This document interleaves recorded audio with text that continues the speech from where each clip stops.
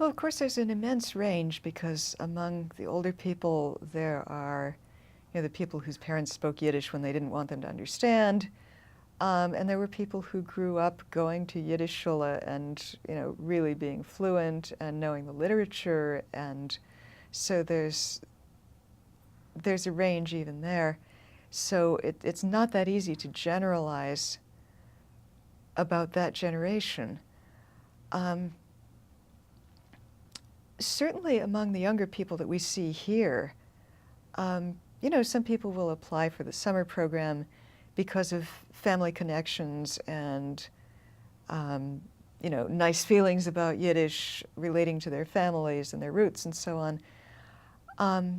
But when they get here, they find out there's more to it, and there are many students who apply to our programs who know there's a lot more to it and who are studying Yiddish academically as a language. There are things that you miss that way in terms of idioms and just folk sayings and little things that you'll be unlikely to pick up from academic learning. But in another sense, you get the grammatical structure, which maybe nobody's parents actually used well unless they were literary parents.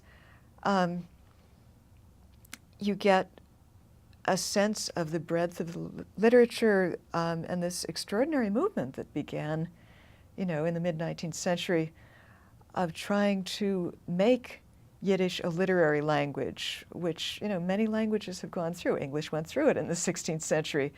A lot of Eastern European languages were going through it in the 19th century, and even German national feeling and Scandinavian national feeling and all of these things, it was in the air, and Yiddish was doing this without territory.